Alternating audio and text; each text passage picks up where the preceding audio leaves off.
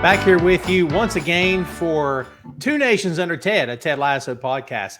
This is episode number 9, kids. You know what that means? We are this close, baby. We can see the finish line. It's just in the distance. We're almost there to the end of season 1. I can't wait to get there. We're going to jump into it here today.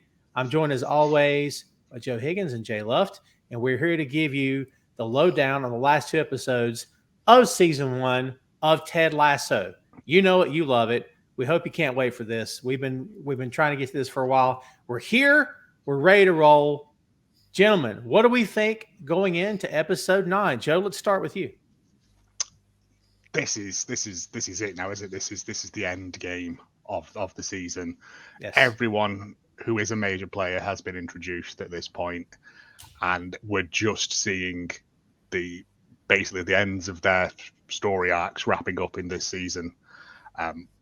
And there's some big stuff to come in these last 2 episodes. There really is. Jay, what do you think, my friend? Yeah, this is kind of like crunch time, isn't it, for a lot of people? It feels like it's the really kind of big sort of turning point for a lot of characters going forward into the next season. And a lot of that starts with this episode. It's true. We were just saying off mic, Joe and I did, about how 9 and 10 bookend very well. There's some callbacks in both episodes. It's another great thing I love about this show are the callbacks we get to previous episodes. I'm telling you, we've said this before many times here during season 1, is that for those fans who pay attention, you get paid back. You get rewarded for paying attention and for following along. And we hope that you guys feel like you've been rewarded for paying attention here on the show as well. What do you think, huh? That's enough of kissing up to them. How much more you want to kiss up to them? We'll just keep going. I got plenty of time. Again, this is where all those seeds that have been sown in the first 8 episodes come to blossom now, come to fruition, and we see what's going to happen in season 2. It's true. Ready to go. Well, kids, let's hit this. I'm ready to hit the ground running. Let's do this. Episode 9 is entitled All Apologies. The original air date is September 25th, 2020, directed by MJ Delaney on a story by Phoebe Walsh. And as we've said before, 10 episodes in season 1. Yes, we're almost there. When last we left the Ted Lasso gang, we saw Ted struggling to make sense of his life without Michelle, which leads to the formation of the Diamond Dogs. Ted defends Rebecca against Rupert, who worms his way back into AFC Richmond as Keely and Roy stumble upon the truth of Rebecca's scheming to sabotage Ted's work with the team. That's where we're coming into this one. And man, is this good. We open on Roy in an ice bath in a dark trainer's room. This may be one of the best openings of the show. That image of him with the black hair in the water. Apocalypse Now, isn't it? Yes. Oh, my God. That's what I thought. That was that. So no, and also it's not an ice bath; it's a wheelie bin full of water. It's a dustbin full of water with ice in it. It is. You're right. Yeah.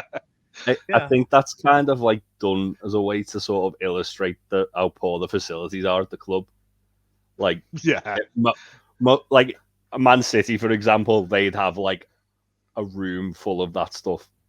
And all different proper kinds baths you can get in, and this is just a bin that he's filled up himself. Got the ice machine, and Man City would have state of the art professional trainers suited up real nice, well groomed. They're all on standby. Yeah. Oh, that's fun stuff. But yeah, the image is great. AFC Richmond has lost a tough match against Arsenal, and Roy's age is being called into question on the voiceover from the commentators.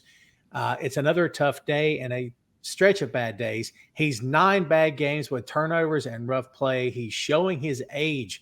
Now, guys, this has been alluded to in past episodes, but never really to this extent. Most of the time we saw Jamie giving him grief, and now it's all coming to the forefront of the team. I love that they didn't just tackle this in episode 1. You needed to establish who these characters are. And then by episode 9, we have to address the fact that Roy physically looks fine, looks like a dude, but in football years, he's up there. It's time to over take the a hill. seat. Yeah. What age are we talking about in football? Is it 40? What is it? I think we worked out he's 37, isn't he? Yeah. It's usually whenever, obviously depending on like the level they're playing at, but usually like at a top level, if a player's like sort of over 33, they're considered to be past the best, and maybe should look to start like, if they want to keep playing, maybe look at playing at a bit of a lower level. Right, which is right, what right. Roy was kind of like alluding to later in this episode. When he's like, I'll find a club who'll play me. But it's like, obviously, a player of Roy's age, it's few and far between his options at that point. Like, yeah, he knows the writing's on the wall. It's more just about Roy coming to terms with that.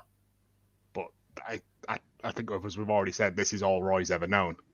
From the age of 9 or whatever it was, this is all he's done. So he doesn't have any other skills. Like, all he knows is football. And that must be a terrifying thing. He's a veteran pro wrestler. Yeah. Yeah. Yeah, veteran pro wrestler who never went to college, never got an education. This is all he's ever known since he's a teenager or earlier. And one day you wake up and your body doesn't work anymore and you have nothing to fall back on. So, that's got to be terrifying. So Ted finds him and turns on the light. Roy asks if everyone's gone, and Ted tells him yes. I love this scene because we established a few episodes back, right, that these two guys are on the same page. This is just further proof of how much they're on the same page. Ted doesn't have to come in and say, I know you're feeling bad. He doesn't have to say any of that stuff. He already knows. He knows that Roy's beating himself up. I love this. Everyone's gone apart from Danny Rojas, who's running drills outside on his own in the dark. Roy calls him a fucking asshole, which is great. But like, Ted comes in and sits with him, and Roy's like, "Can you just yell at me and go?" And Ted's like, "I'm not going to do that. That's not how we do things here." And it is one of those things, and I think this might be a foreign concept for Roy, because no other manager would sit down and go, "Look, it is what it is." What's the line? You beating yourself up is like Woody Allen playing the clarinet. I don't want to hear it. And I'm like, it's good. It's really good. Yeah. That's great. And the commentators kind of wrap this up when Ted leaves the room. And by the way, when Ted turns around and says, "Look at you sitting like a brunette Oscar the Grouch," it's another one of those weird moments because he's basically in a trash can, right? So yeah, but it's really good. As we found out, Brett Goldstein did go on to be on Sesame Street and meet Oscar the Grouch as well. It's so good. It's so good. Oh, that was so fun. You hear the commentators come back on and says, and it's heart-wrenching in the opening scene of this episode. You hear the commentators say, "Roy, you got to stop holding on for us and you." And I'm like, oh my God, dude, that's, again, like you said, that's all this guy's ever known. And Danny comes in, turns on the light, says, "Hola, Roy," jumps on the treadmill, just starts singing his little song. Good. So good. It's the noise as well of him on the treadmill. Like, it's so loud. And Roy just goes back underwater where he came from. Creature from the Black Lagoon. Rebecca's in a photo shoot in the locker room. Ted comes in and says, "Watch your back, Kate Moss." There's a new bad girl in the British modeling scene, which he continues to do nothing but make her feel good about herself like Keely does. The combo of these two is fun. Little thing I noticed there as well is that she's doing the hand that Keely told her to do. Yeah. I picked up on that. Spread your fingers wide. It makes you look taller or whatever she said. And I was like, so she's listened and she's took it on board and she's having more fun with it. But yeah, because I was like, so she has been paying attention. Yeah, if you pay attention, they pay it back. That's what we said. So he hands her the biscuits, which is always, I love that every time he hands them to her, you always get that moment for her going, "Oh my God." Like, she has to have them right then. Yeah. Like, she suddenly forgets. It doesn't matter what mood she's in or anything. She's suddenly all about it. I think in one of the previous episodes, isn't it? She like snatches them off him and starts just shoveling them in. Like, it's become an addiction for her every day, is having these biscuits. Man. Yeah. So good. So takes the biscuits and he asks if she gets nervous doing this kind of stuff.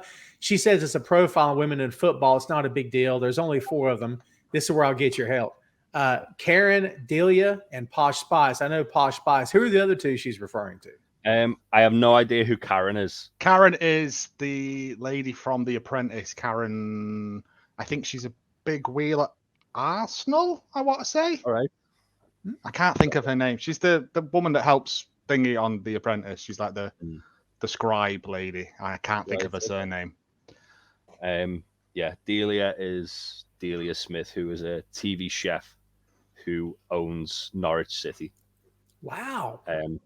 Most infamous moment. I've Google it after we film this, Tom, or I'll send you it. There's a bit where the fans are booing the team and the team are playing really bad, and she gets a microphone over and like stands on the pitch is like, "Let's be having you." It's the most cringy thing. Come on, let's be having you. It's Karen Brady and it's Birmingham. She's a big owner of, and West Ham. She's vice chairman of West Ham as well. Oh, wow.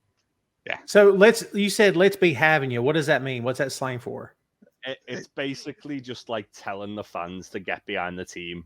Oh. Yes. Telling them that the support's not very good because they're booing their own team, who I think they'd already been relegated at that point. Yeah. There's a bit of a parallel between what was going on there and what's going on with Richmond in this episode and the next one. But that's fair. The booing your own team stuff, that's rough. It's a weird one. Delia Smith's been on television since like the 1970s, teaching people how to cook, basically. Yeah. Like a Julia Childs sort of thing. Yeah. Or Martha Stewart. Martha Stewart, that's the one I couldn't think of. The one who got done for tax fraud, yeah. Yeah. I was going to ask if Delia was also a convicted felon. So there you go. No, she's she's very middle class Britain. Ah. Yeah. Friends with Stephen Fry, who also supports Norwich City. There you go. So Ted disagrees with Rebecca's assessment, by the way, and says that being a role model is a huge deal. I love this line. There's probably a little girl out there somewhere rocking an eggplant-colored power suit, and she's dreaming of becoming a sports executive someday. That's a great line. Rebecca says, and in this scenario, do little girls read the Football Financial Quarterly? He says, who knows? Little girls are mysterious and silly and powerful. I gave up trying to figure them out years ago. That line plays again a couple of times in this episode. It does. Yeah. It's really good. He said he wishes Higgens was here. He'd be happy for her too. She says, I don't know. When he quit, he made it clear what he thought about her, and it wasn't supportive. Ted says, no, I'm fine with that under stinking thinking. He believes that Higgens will come around. She asks how team morale is going into the final weekend. She's still heartbroken over the last loss. And Keely pops in and says, are you? Oh, I love it. Great timing there. Keely is Ted in this episode. Keely is Ted in this episode. She does everything that Ted would do in any other episode. Yeah. Keely does in this one. She's the sort of linchpin of everything that goes in. But she's dressed really sort of drab and mundane because she's not happy with what's happened. She's found out that like her new best friend basically has betrayed them all from the start. And she's not wearing the bright pinks and like feathers and stuff that she normally does. She's obviously quite down in the dumps with it. And it's understandable, but it's just one of those nice little wardrobe choices they made to not have her be herself because she's angry. This is why I don't do this show alone, kids, because I can't say that I caught that. Well done. Great observation. Ted asked Keely if the marketing folks from Tom Ford ever got back to her. And she says yes. They're going to stick with the models they already have. But if they ever do an Everyman campaign or something satirical, his name's on the list. The fact that Ted goes, oh, shoot. Like, he genuinely thought he had a chance. I love the fact that when she says if they do Everyman or something satirical, it's almost like he still doesn't understand satire. So he's like, well, all right then. Yeah, he doesn't know what that means. That's funny. Keely wants to talk to Rebecca, and they go into the kit room. And I'm sure, as you could tell when Rebecca starts selling it first, and it becomes, this room must be horrendous. The smell must be terrible. You know what I mean? bad. Keeler tells her that Keely flat out says you're being a right floppy cock, which is a great line. And basically she wants to know when Rebecca's going to tell Ted about the pics that she hired a photographer to take of Keely and Ted together. This is a great scene because there again, Keely's letting her know that she's disappointed. And Rebecca says, imagine doing something unforgivable to someone who doesn't deserve it and then having to look them in the eye and tell them what you've done. Keely says, I've done it. And then she tells a story about Joanna Willington. And it's great. Yes. About doing a poo in her, is it in her locker? Why did you do that? I don't know. Teenage girls are mysterious.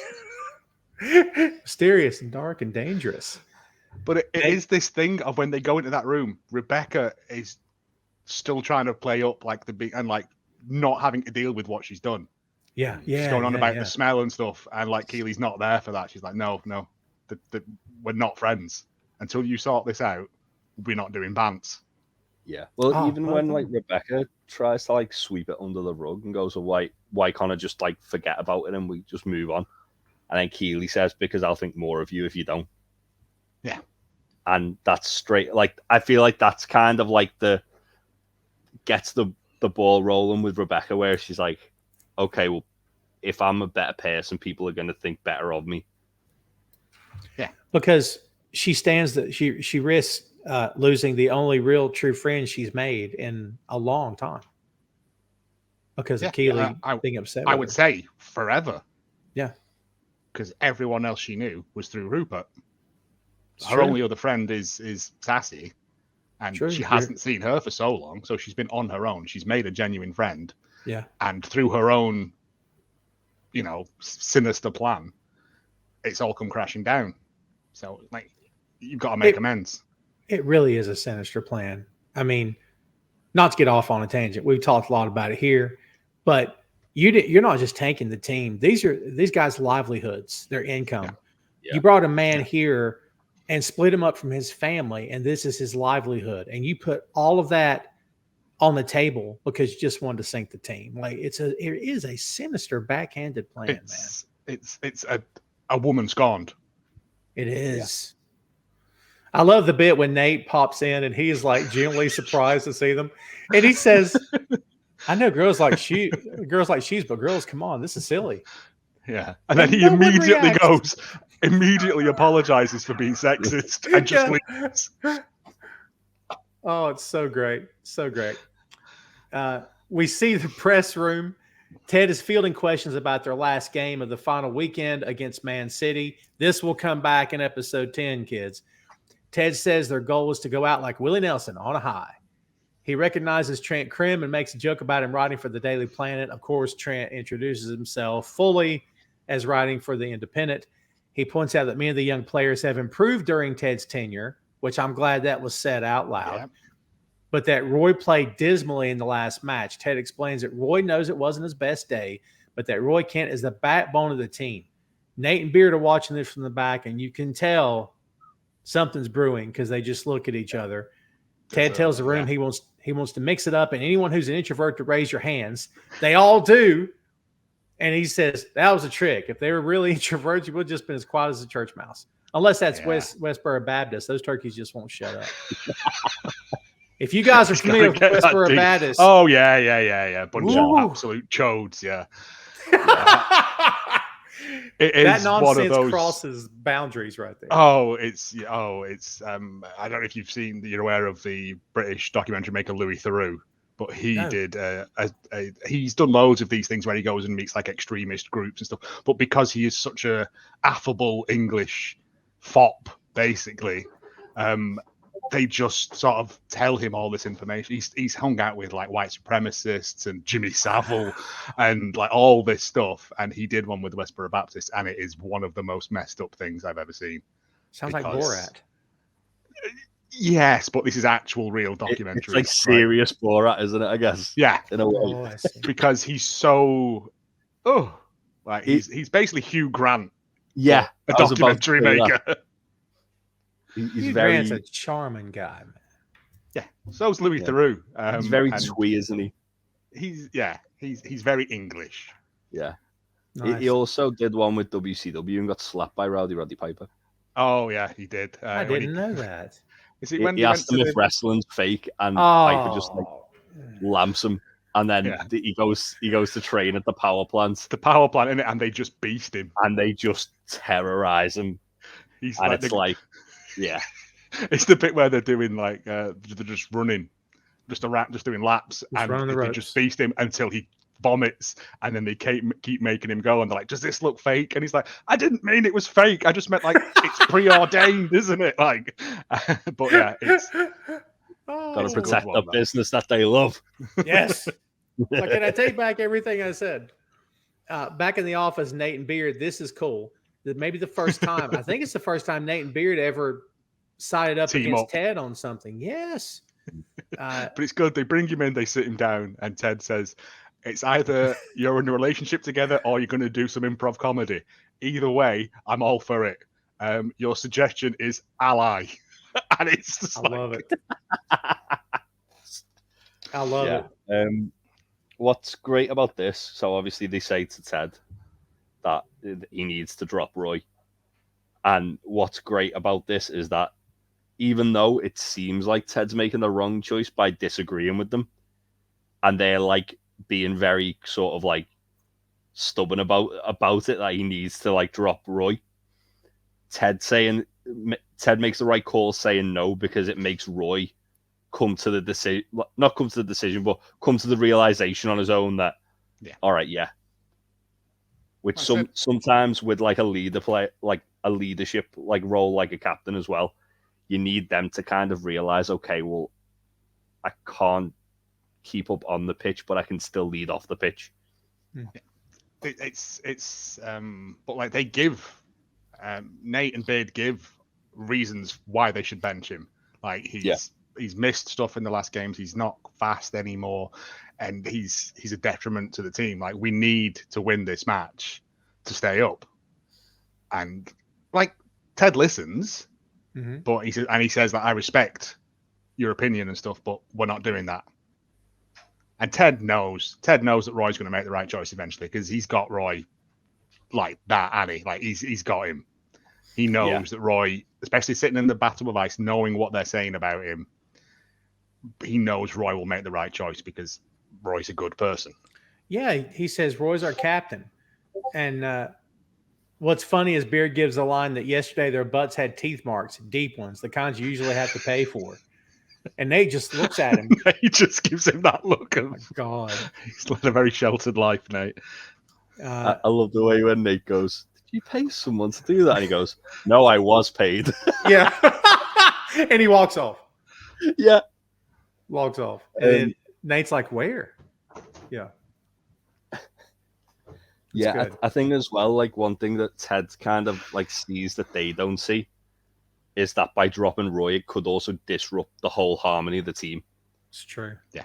Like it takes Roy to sort of drop himself and like hand over the captaincy to somebody else for him to basically for the team to not just suffer from like a dip in morale by going, "Oh yeah, we've dropped the captain." It's Roy. Everyone's still scared of Roy. Yeah. Like the rest of the team. Yeah. Like he rules with like I don't want to say an iron fist, but like an iron fist in a velvet glove. Like everyone listens when he yells. It's that thing, and it's you have to let him make that choice, because otherwise it would be detrimental to the morale of the team. And plus, it's that why whole Ted's thing. Good at what he does. Yeah, for sure. And it's the whole thing of, if they see him on the bench, does that send messages of, well, he thinks we can't win? You know what I mean? Has he gave up on us? So it could have the reverse effect as well. So that makes sense. The next scene is Ted knocking on Rebecca's door. He makes a typical quirky entrance, and you're like, there's a lot of sound effects happening here, and he plops down in the chair, and you're like, what's going on? That'll come back in a second. It's well, great. She's messaged him, hasn't she? Texted him saying, she has, Can I have a word with you? And because she's supposedly going to tell him. Doing Ted stuff, like he comes in doing robot noises and all this weird Ted stuff. Ted stuff, yeah. And he sits down, and she sort of has like a breakdown in front of him. She starts going on about what's the word she can't understand? Procrastinating. But she does it in the way that Ted would do it. Yeah.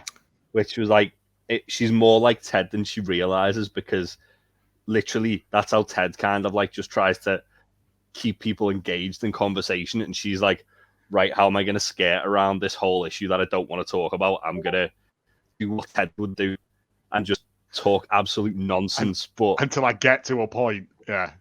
Yeah. But if you look at Ted, when all this is happening as well, he's just got this wry smile on his face. He's loving it. Yeah. Do you have a dictionary on you? Not on me, no. I was gonna say, the way she's like doing it, it's like jangling keys at a baby to distract them. And Ted's just overjoyed by the fact that it's like she's almost engaging him in the way he engages her. Yeah. Well, like as we've said in the previous episodes, she kind of comes round to Ted's little bits that he does with her over time. She has no time for it at the start, but now she's basically took it and run with it and made it her own thing. The timing, she goes, again. She literally just goes, can we do this later? And he goes, I'll hit rewind. And does an Ace Ventura exit to the room. He even does the knock in reverse. Yes. That's really good, to be fair. Yeah. It's like Twin Peaks level of It's a very awkward, like something only Ted would do. And it's weird. And you're like, is this? But you're like, oh, it's Ted. Of course it's normal for him. This is something Ted would do. The timing is what gets me for the actors. Everybody in this cast is so good together. The timing of how they deliver lines is impeccable, because when she says, do you have a dictionary on you? And Sudeikis delivers it like, no, not on me. Hey, are you okay? Like, immediately, just the inflection of the way he delivers. Oh, it's so good, man. There's not even a beat between them. It's just like, he's like, no, not, but you all right? It is just, he's aware of the bit, because this is what he does, like Jake said. But it's true.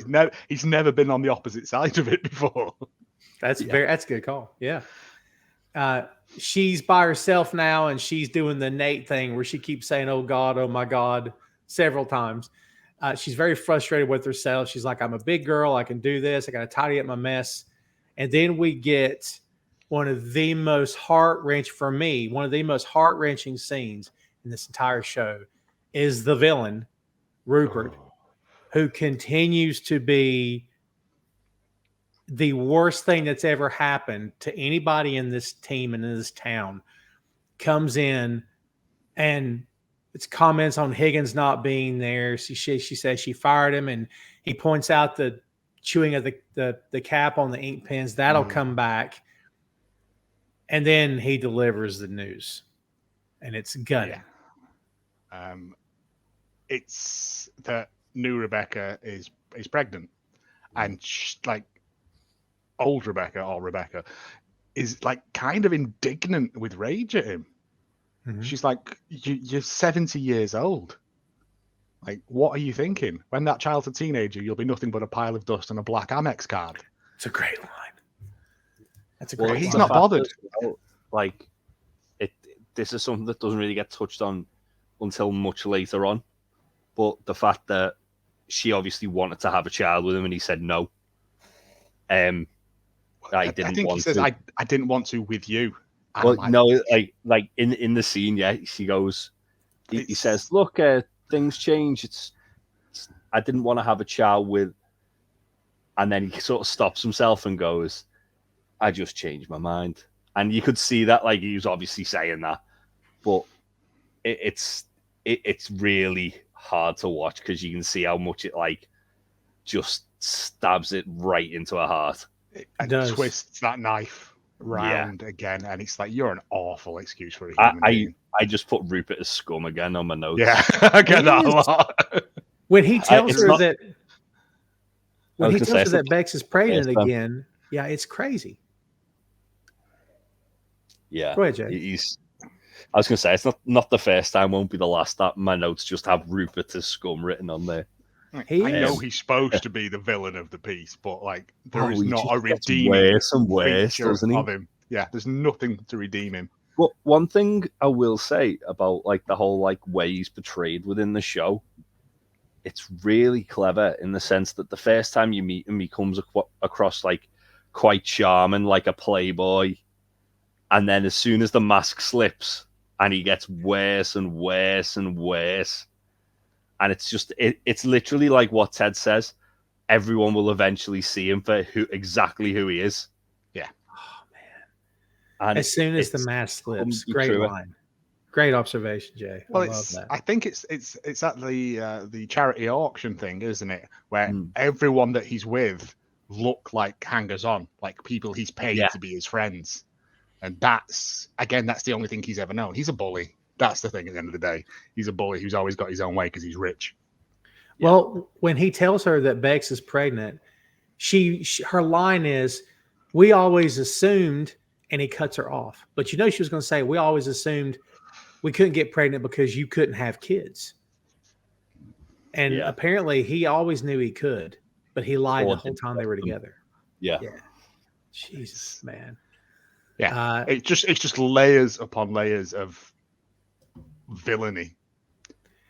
Yeah. He's an awful person. Anthony Head deserves a major shout out and every award conceivable. The guy is, he listens. He's the best heel I've seen in years. I mean, I want to kill him. You know what I mean? Gold blend advert to this. Yeah. I want to kill him. And he's great. And dude, when Hannah Waddingham cries, it's the worst day ever because she brings it out in you. I get emotional watching her. Yeah. You feel sorry for her. She's thrown her life away for this man who didn't want her. Was just waiting for something better to come along. She was a plaything to him. She was a toy. And when he got done with her, I mean, she left. But the truth is, he probably made it to where she didn't have a choice but to leave. Probably didn't have a choice. He had made it known. So she gets hurt. And every time she's been damaged in the show before and attacked and eviscerated by this clown, the first thing she does is hurts Ted and hurts the team and hurts someone else as a reaction. So she is walking out of the office in slow motion and down to the trainer's room or down to the locker room, and she's going to Ted, and you're like, oh, God, what? But for the first time, she doesn't cause harm. So Rebecca's done a 180 here, guys. It's we also get to see some lovely bottoms in the locker room as well, which is nice. Yes. Yeah, it's again, this is the growth of the character. She realizes that there's no point trying to hurt Rupert because it doesn't matter to him. Everything is a game. Yeah. So she goes in and literally pours her heart out to Ted about it. Jay, is that what did it for the character here? You think that she just realized this is never going to end? This is never going to stop? Yeah, it's almost like she kind of goes from thinking, I'm going to destroy the one thing Rupert loves, to realizing that he's more like a nihilist and he doesn't love anything. He just sees everything as things he can use.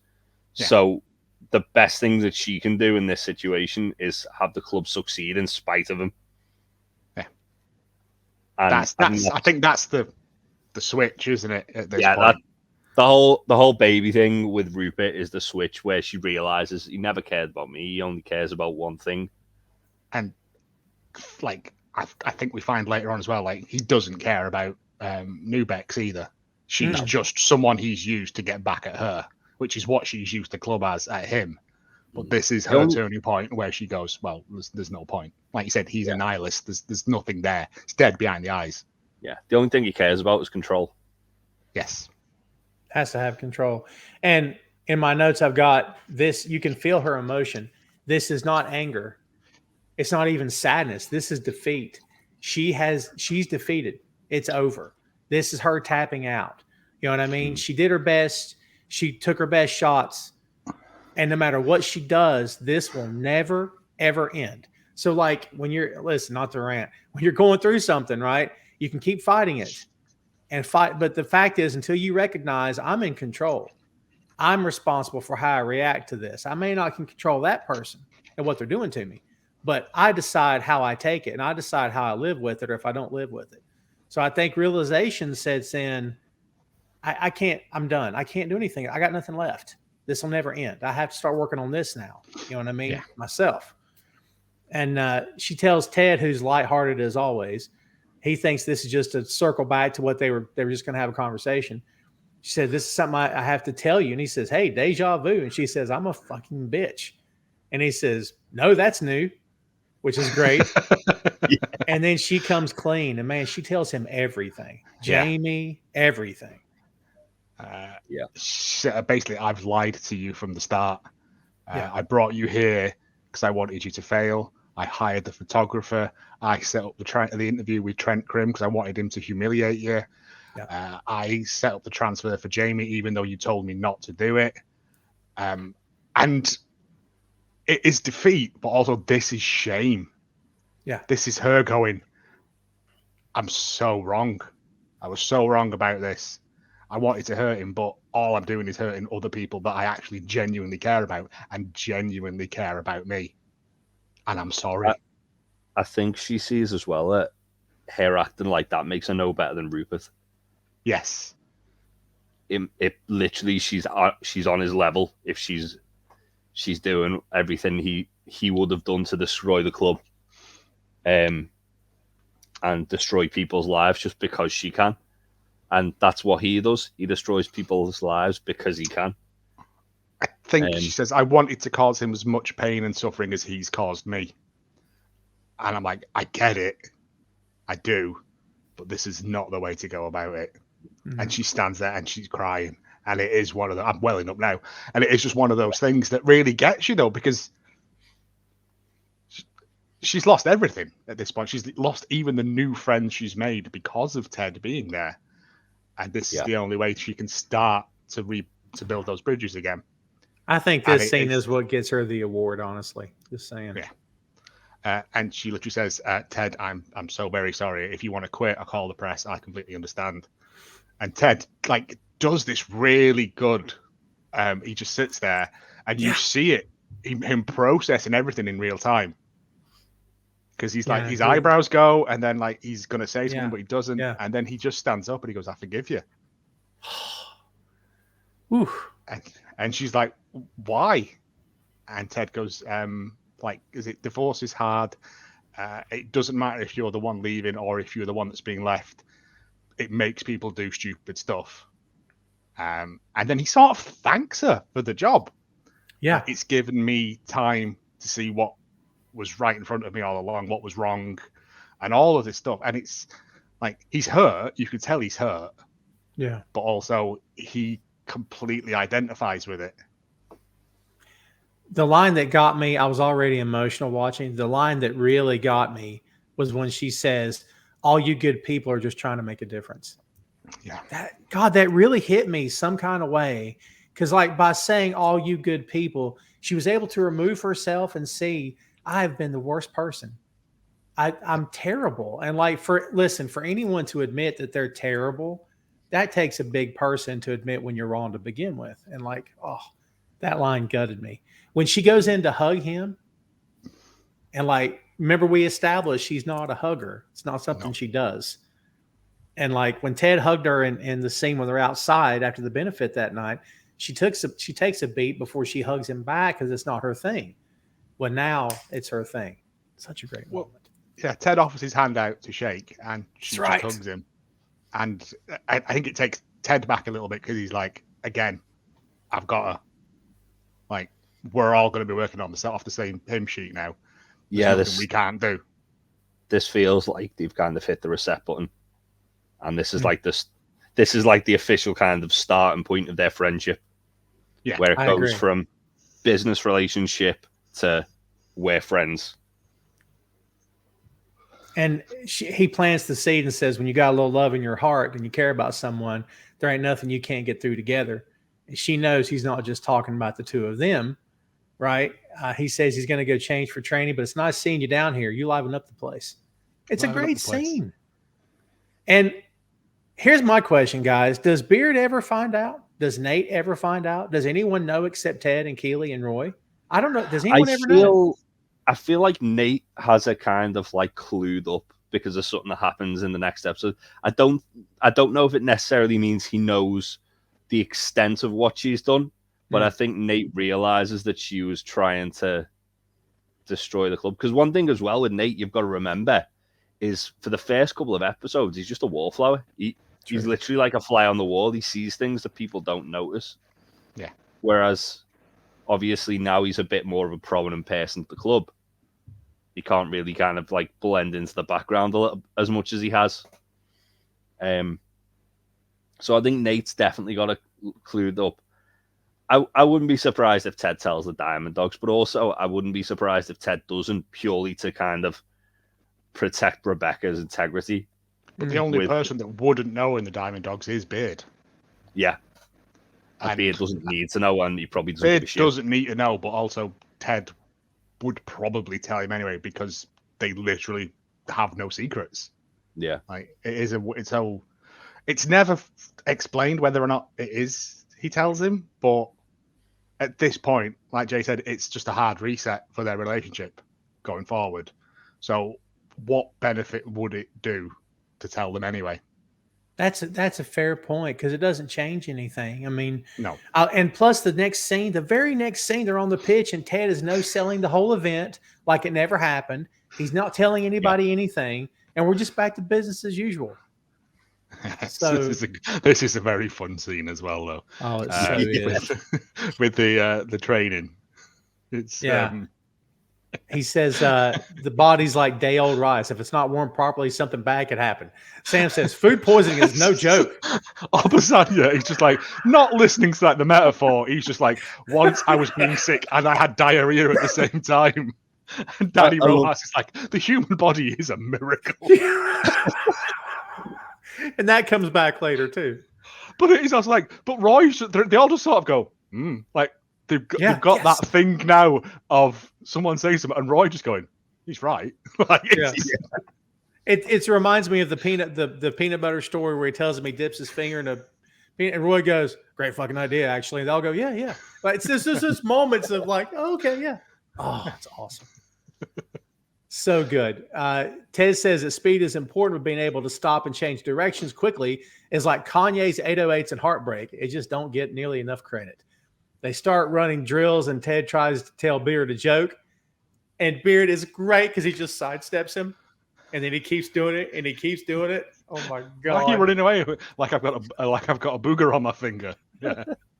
I love the way he kind of tries to chase him down the pitch side.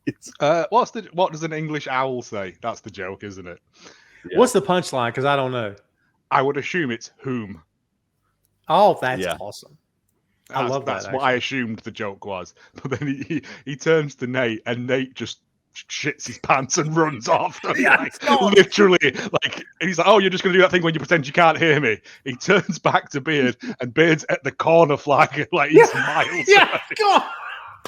It's another bit of physical comedy where you're here, and then when he looks again, he's gone. That's so good. But Beard's this is the most angry we've ever seen Beard, I think. Until later on.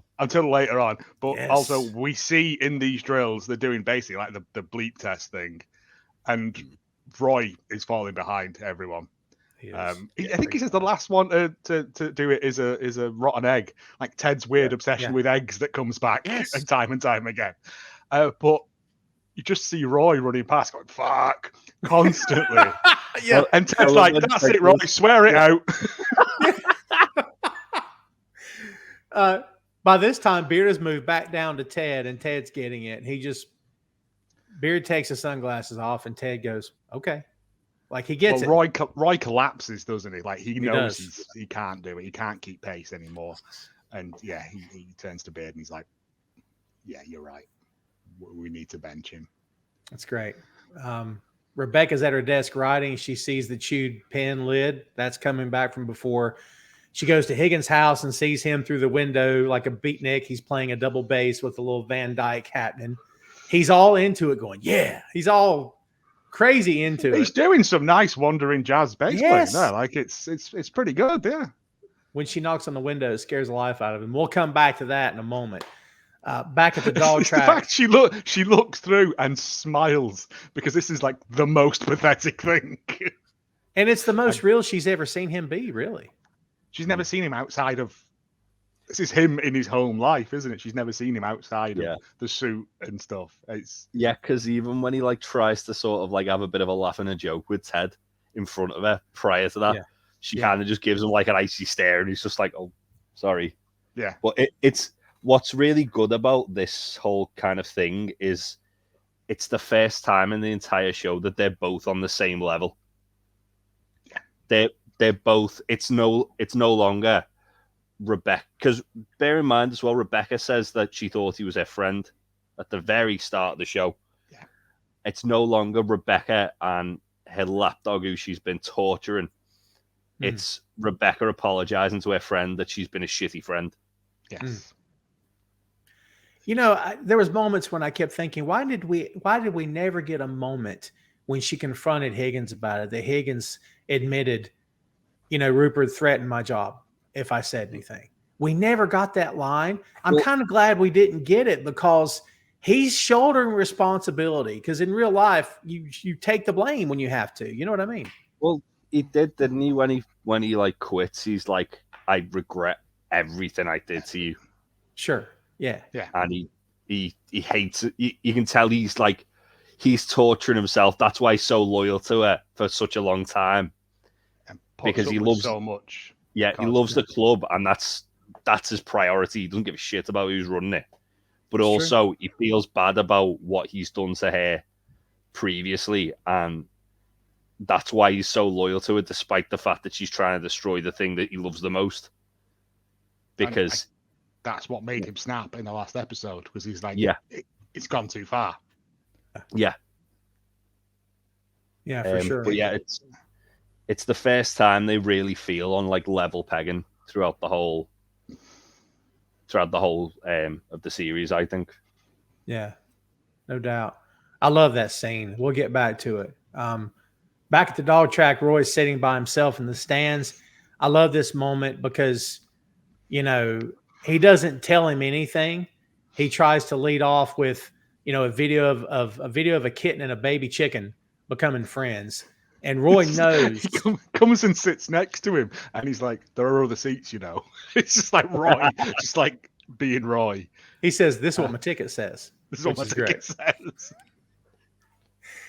But Roy knows something's up. And I don't think the character knows what's coming. But like he gets up and puts a seat between them so he can turn and look at Ted, because like, hit me. What do you got? That kind of thing. And then Ted just says, we've been talking about the starting lineup, and Roy loses his mind, and he knows what's coming. Yeah. And he accuses him of being a betrayer. He said, you'd have my back.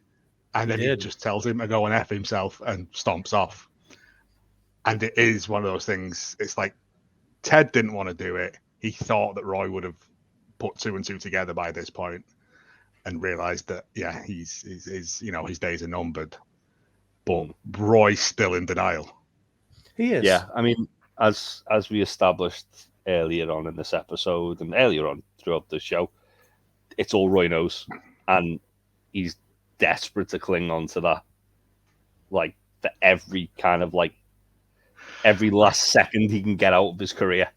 I could go and play somewhere else, even America. And he says it with such disdain as well. Oh, that's great. That's a great analogy, because like a lot of players who are kind of past their best go to play like a season in America to just get a payday. Yeah. So that's why he's like saying that. He gets signed for his name alone, if nothing else. Oh yeah, like he goes over there and he signs like a 2-year contract to play like 2 more years of football.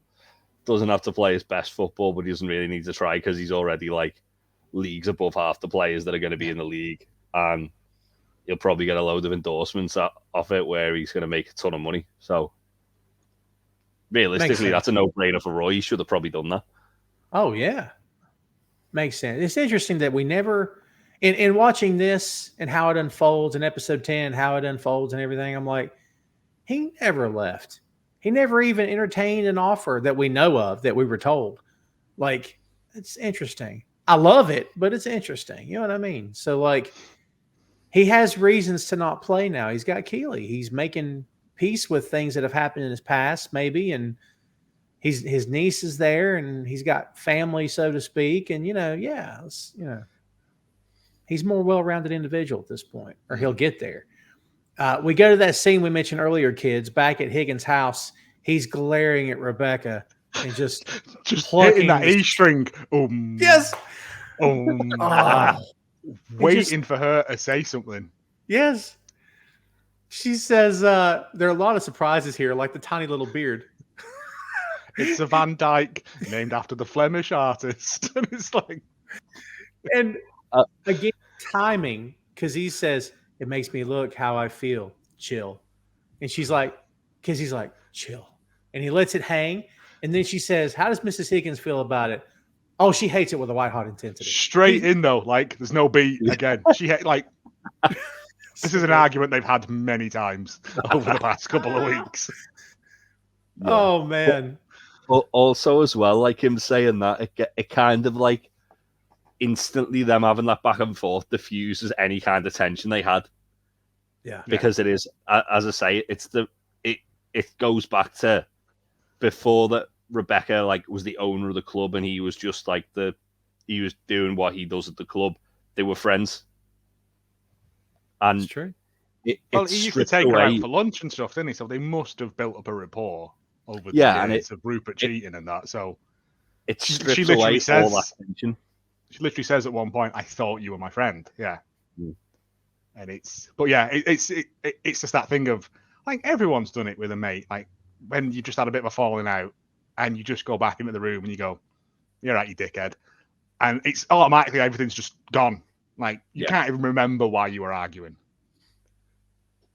It's just that thing because they are good friends. They are, and they get back to it. And she laughs when he delivers a line about his wife hating the Van Dyke, and she flat out says, "I came clean to Ted, told him everything." He says, "Well, what happened?" He said, "Can you believe the little shit forgave me?" Like, he goes, "Fucking asshole." She's like, "I know, right?" And what's cool is, yes, he apologized. He had a major hand in what Rupert did to her. He did. But she apologizes to him for forcing him to be an accomplice in her moronically childish scheme. Again, an adult's admitting I should never have done this. He thanks her and says that she says, "I just lost my way for a minute, but I'm on the road back." And he says, "I can tell it suits you." She says, "Unlike that beard." Because it just comes out. It's so great. But you get the feeling after this that they're good. Yeah, it's Rebecca admitting that she's been a terrible friend again. Yeah. And I'm sorry for dragging you along with me, which is something that Rupert never did to Higgins. He never apologized for making him betray his friend. Because, as we've already established, Rupert is a whammer. Like, he's a horrible person. Yeah. It shows as well, like, from the charity episode where Rebecca says about accountability. She's actually practicing what she's preached. Like, yes. As soon as she's accountable, all the people that matter are there by her side still. Yeah. No one thinks anything less of her because she's like acknowledged she's had a moment of weakness. She's been a really shitty person, and she said, "Look, I want to be better now. I'm sorry for what I've done. I want to improve." And everyone is supportive of her. And it goes back to that, doesn't it? She's the one who's preaching about accountability, but she's not doing it herself. And when she does, she realizes, oh yeah, that's like all I needed to do. That's a great callback. Everyone in this program wants everyone else around them to succeed. Because what's it? A rising tide raises all boats, isn't it? It's that thing. Yep. Yeah. Yep. And it's true. All it takes is for her to say, "I'm sorry." And like I said, my moronically childish scheme. She's looking at it now. She knows it was an incredibly stupid thing to do, but also she was hurting. The first thing you do is lash out. Mm-hmm. It's only human nature. It is. It is. And I love that she and Higgins made peace here. It's awesome. The next scene is one of my favorites of this episode because we get to see Phoebe again. I know we're not very high on Henry, or at least Joe isn't. Jeez. But this Phoebe kid is great. She's so cute. Brilliant. Oh, she's so cute. And that little voice, my God, how can you hate that little voice? It's awesome. She's got headphones on, listening to music. Keely says, I don't think I've ever had a child in my house before. Roy says, what about Jamie? What about Jamie? Yeah. the speed that Roy says that, though, is fun. Without even a second of like respite between the sentence. She says, and this comes back later too. We can't let her go snooping around. She'll find my vibrator. Roy says, that's not a problem. Her mom said no electronics. No electronics. Oh, God. Oh, that's great. I think I've just realized now there is like it's the two sort of joke system in Ted Lasso. There's the things where they let stuff breathe, and there's the stuff where they just run stuff in, and they both work really well depending on who's doing them. Because you've got a mix. You don't go one or all of one or all of the other. Yeah. Keely asks if he's okay, and Brett Goldstein is great because he goes, I'm fine. Like he just immediately shakes it off like everything's fine. And she knows what's up, but she knows something's going on. And she goes right back to Phoebe and says, kids are pretty incredible. She's got new teeth that pushes out her old teeth. The body really is a miracle. So nice. It's weird when you think about it, though, that when she said it, I was like, it is weird, though, that like, yeah, bits of your bones push out old bones. What's insane as well is that there's so many times a joke's made in a scene that Keely's not in. Yes. And then Keely does a callback to it in another scene. As I say, this episode, Keely is in Ted's role. Yes, it's true. She does a lot of the joke landing. Yeah, and even in the first episode, when we come to find out that her character is not cheap and easy. I'm not saying that, but she's dated footballers in the past. She's very one-dimensional in the first episode. She seems that way, but when you hear her speak, you're like, there's something more going on here than just that, Yeah. Well, it's almost as well, though, like, because obviously she says, like, I'm famous for being almost famous. Like, in her head, she's never really had to, like, had the opportunity to just, like, go out and make a difference. She's always just been, like, sort of, like, used for her looks. Advertise this vodka. Yeah. Do the advert for this Liverpool hotel. Yeah, it's the zoo nuts glamour model thing of you're only ever going to be known for your face and body. Yeah. But she's always had more behind it. It's true. Yeah. And the further in this season you get along, the more depth you see from her as well. Oh, big time. By the time season 3 gets here, she's huge. Yeah. Yeah, I feel like that's why in this episode she mirrors Ted so much, because she's such a like complex character, but you kind of see bits of it like you do with Ted. Like you don't get the full thing with Ted, do you? Like you see like the sort of like, oh, there's a bit of trouble going on at home and sort of like that. I think it's the thing of she finds a lot of kindred spirit with Ted. Because he's the first person that's treated her as a real person, as Ted does with everyone. And she's the first person who welcomes him. Yes. And treats him like not a joke, not a rodeo clown. Yeah. Yeah. And Ted's the first man in her life that's not tried to sleep with her. Honestly. More than likely. That as well, yeah. Probably, yeah. Steal a watch. Yeah. There's an old Chris Rock stand-up where there's an old Chris Rock stand-up where he's talking about every girl since the day they turned 17, every man in their life's trying to sleep with them.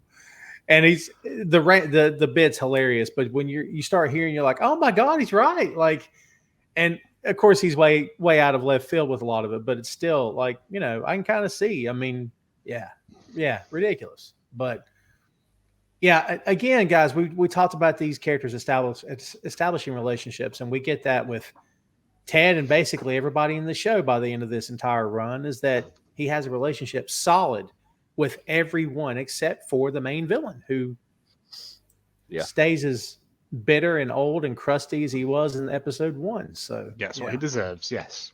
Yes. Yeah, you reap what you sow. When Keely realizes that Roy wants to talk and he starts talking, she gets so excited and sits on the couch and grabs a pillow and then hands him a pillow to hold so they can hold pillows together. So weird. I love it.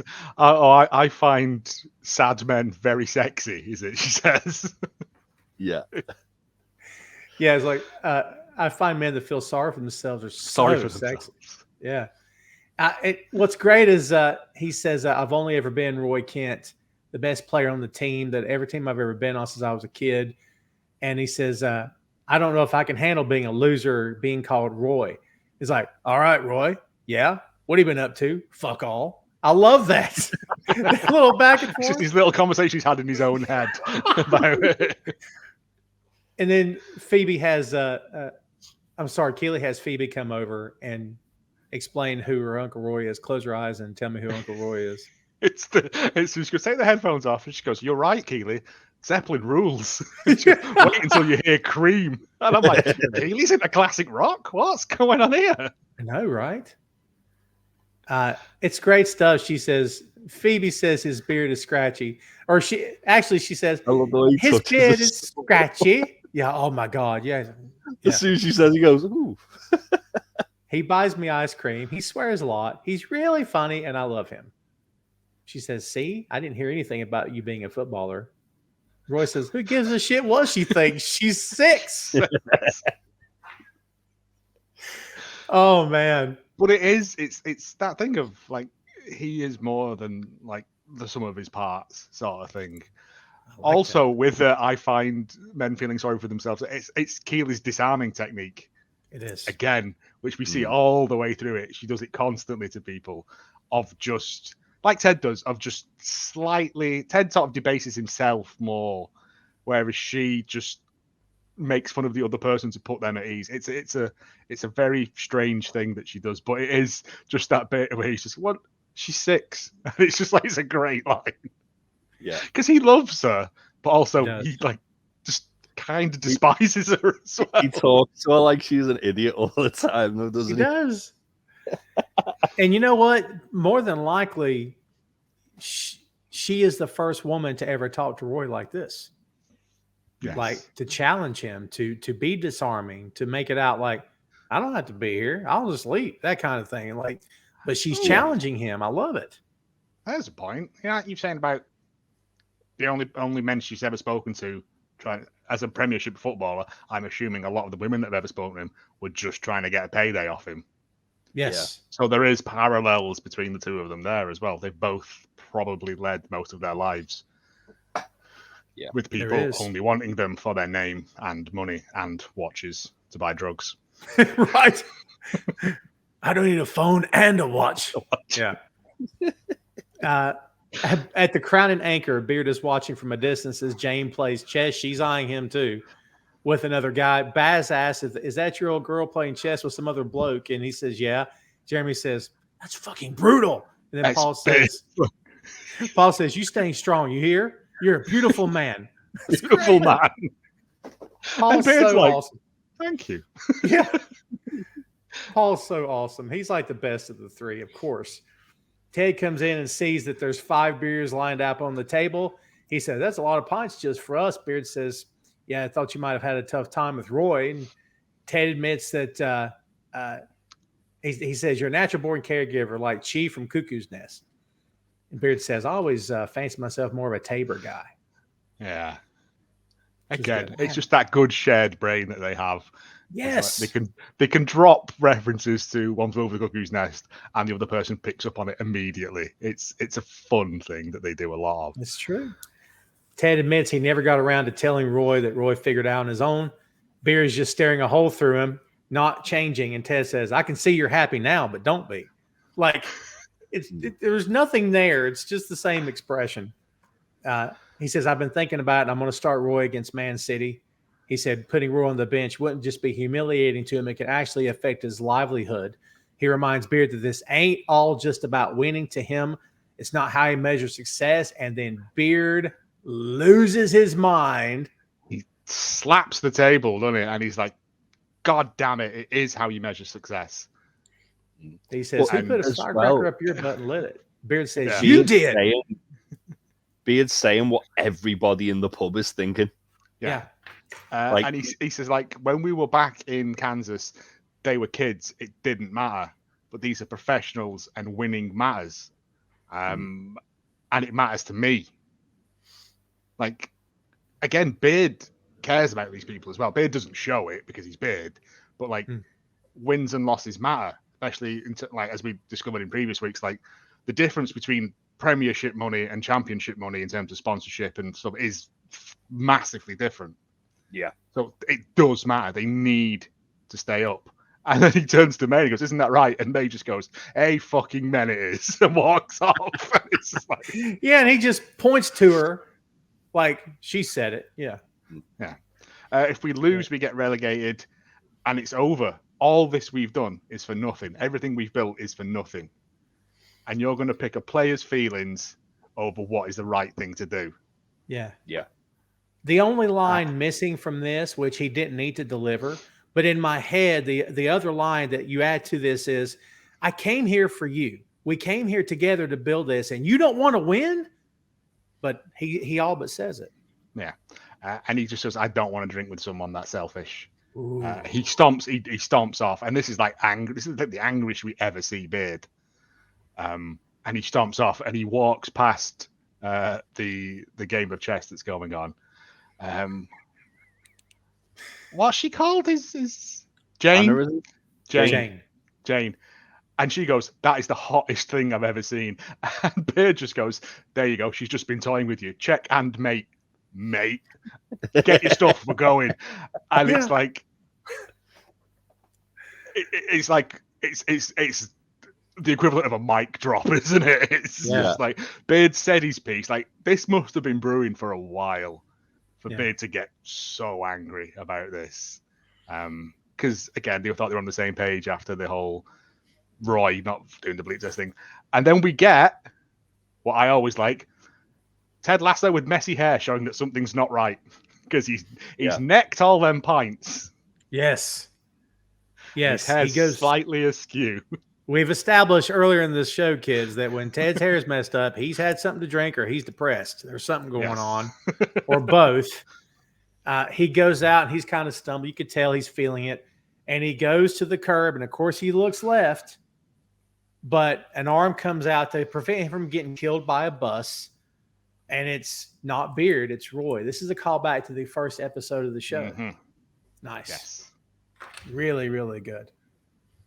And of course, they go back to Ted's flat. Are you happy? Are you happy with me? Are you proud? Yeah. Thank you. I do what I can.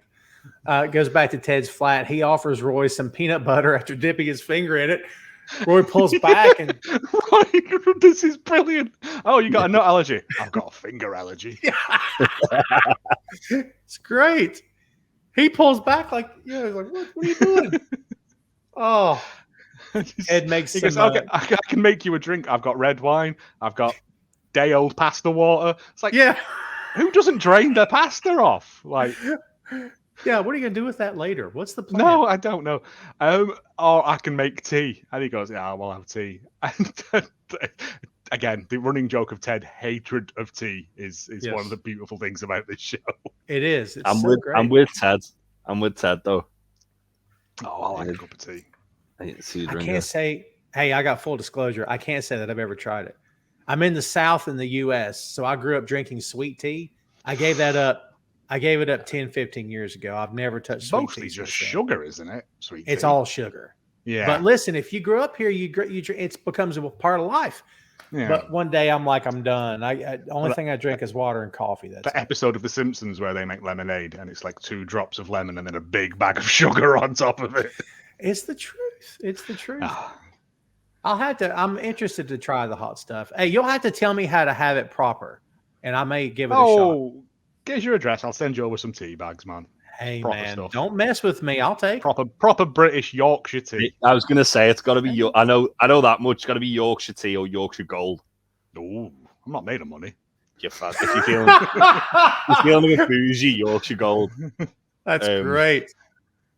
It's great. He apologizes to Ted for telling him to go fuck himself. He says, I'm usually better at hiding my anger. Ted says, you think so, huh? You think so? Oh, it's great. We get into this scene, and it's awesome because you've got your little Ted jokes in here, the Billy Joel joke and the bit about the ice cream. And but basically the point of this is these two guys making peace, Roy making peace with him, and Ted, without saying the words, Beard and Nate suggested this, and I was against it. I had your back. He didn't, because he doesn't throw his people under the bus. There's no need to do that, Well, but they come to a meeting. I think as well, like Ted's obviously Ted refusing to drop Roy is he knows the impact it'll have on the team if anybody but Roy makes that call, but like if Ted were to drop Roy, it could like damage the team morale is what he's thinking. And it does happen. Like captains get dropped and it can hurt the team. A good example of this is Newcastle, who I suppose who their captain he barely played a game last season, and they're the vice captain, but he played such a big part on the bench and on the sidelines that they didn't take the captaincy off him outright. They just had like the vice captain, just captain, and he was like vocal from the bench, and you could see him. And he got more yellow cards off the pitch last season than he did on the pitch because he was just like shouting at people while he was training on the sidelines. And that's the thing. Like Roy kind of, especially in the next scene, like Roy showing that he's willing to be on the second team, to take that step back. Yeah, he's willing to take the step back and let someone else fill his shoes. Although very disorganized, he didn't have a vice captain in place. Like usually you have someone ready to be captain just in case the captain's hurt. Yeah. But it's good point. Is this where we first introduced to Ted's upstairs neighbours as well? Mrs. Shipley. Mrs. Shipley. I'm sorry.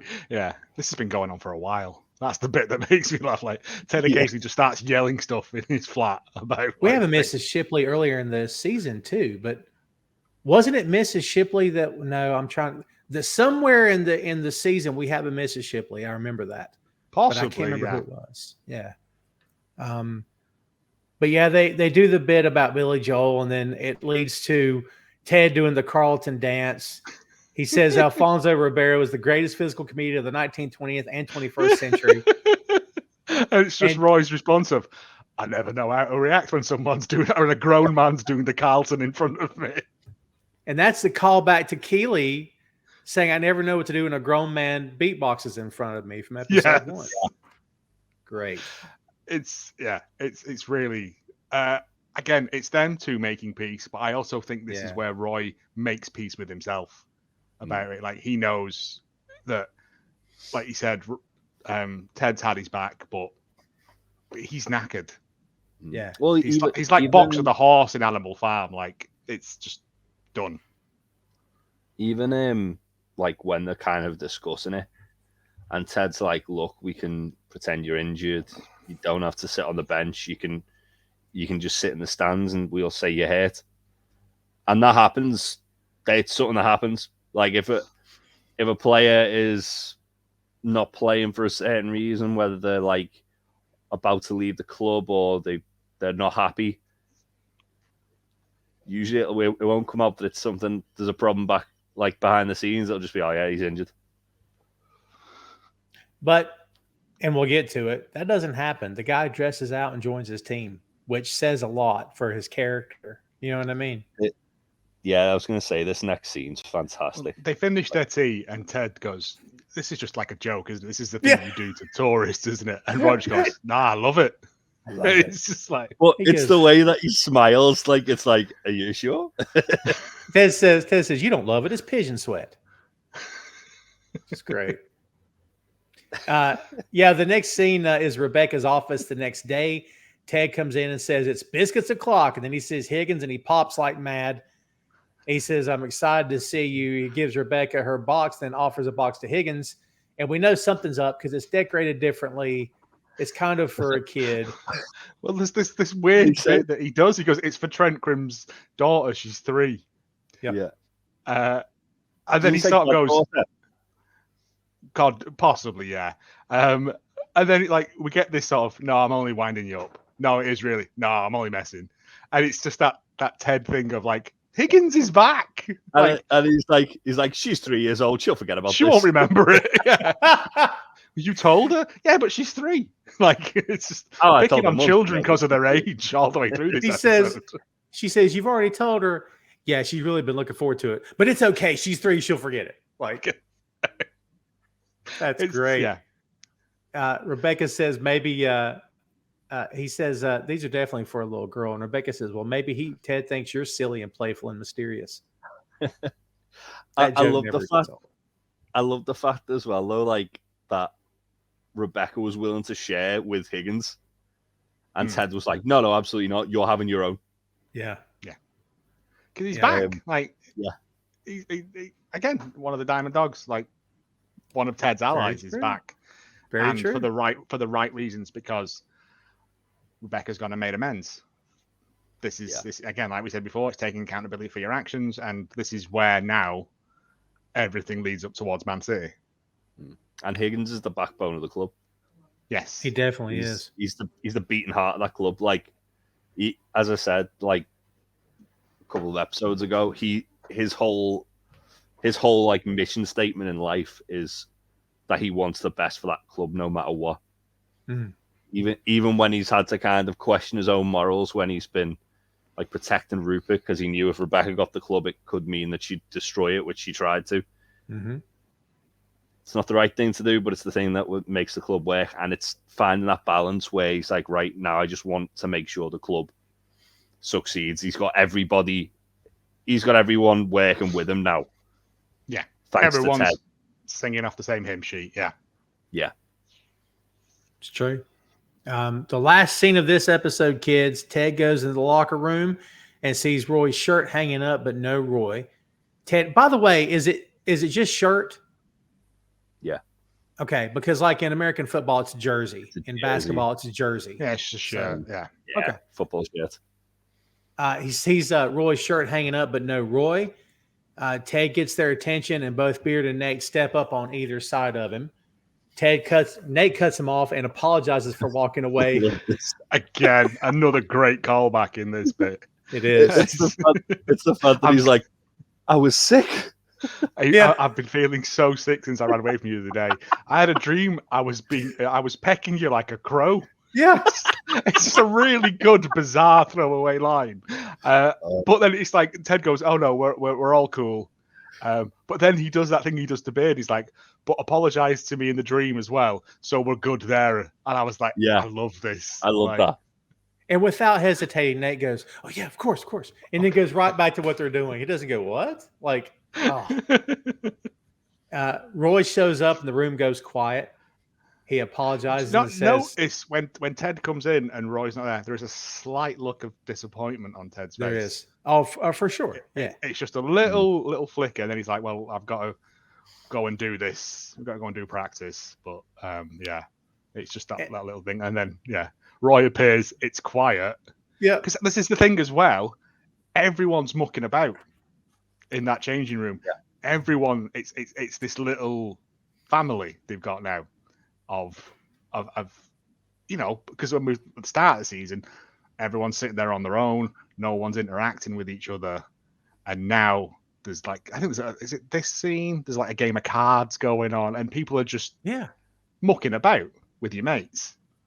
But Roy walks over, and he just goes, "Sorry, I'm late."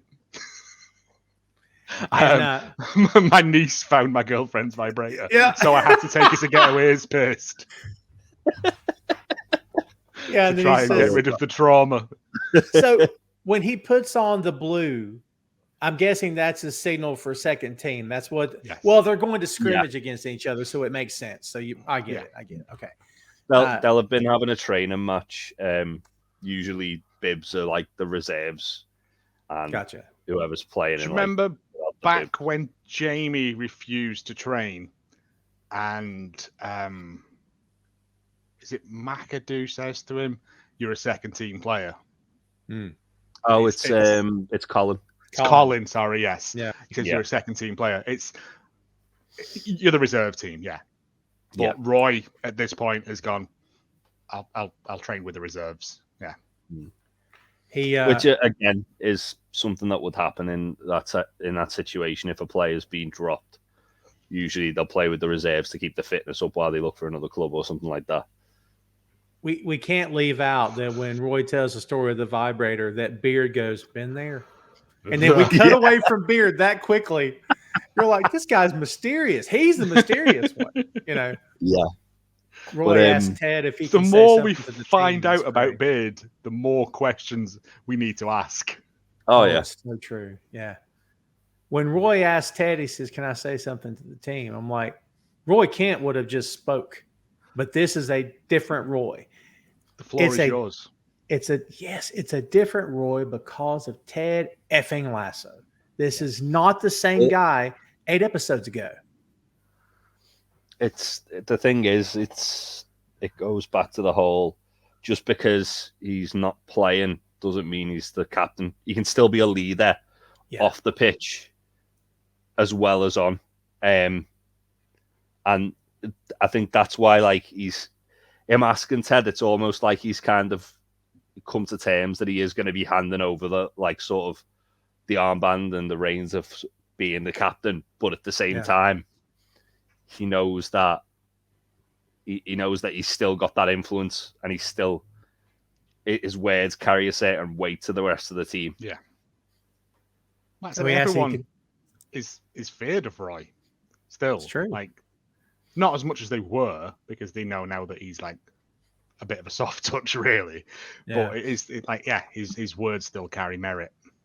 Oh, for sure. He's the veteran. Yeah, and plus, not for nothing, all the times in the past when he yelled and cursed and slammed something and threw, he was right every single time. It wasn't opinion. It wasn't Roy might be wrong. Bullshit. He was right because he had seen everything. There was nothing on the pitch that he hadn't seen because he was a veteran. Yeah. But again, it's this ending of this episode. Because I was like, why has it not gone to next episode?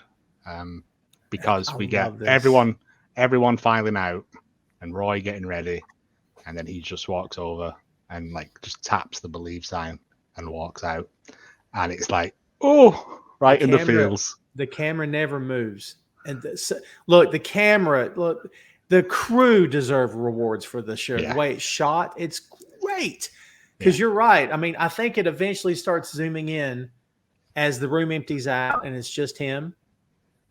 And it's almost like by touching the sign, the body language from Goldstein is like, I'm convincing myself this will be okay. I just got to believe. Yes. Yeah. Perfect. Guess what, kids? That's episode 9. A really beautiful episode. I love it. Yeah. I love it. I forgot how impactful this episode was. Like, it's true. There's some of my favorite scenes from the entire season, from the entire show as a whole, were in this episode, and it's brilliant. It really is. I mean, her admitting to him what she did within the first 5 minutes of the show, not the grand finale at the end. Within the first 5 minutes of the show, she admits to him. Because we have 2 stories playing out at one time here. So it's great stuff. Episode 9, kids. There you are. There you have it. God, I love this episode. Let's talk about takeaways, gentlemen. Jay, what's your biggest takeaway? What do you got, single or plural, from this episode? Just that it's, as I said at the start, this feels like the kind of where it turns the corner, where everyone's finally on the same page. Like we've built up to it every episode, like previous, where you can see you getting to it. You're almost there. This is where you hit that corner and you turn, and everyone's working together. Everyone's got the same goal in mind, and it's, as we said a few times, it's like the reset button. Yeah.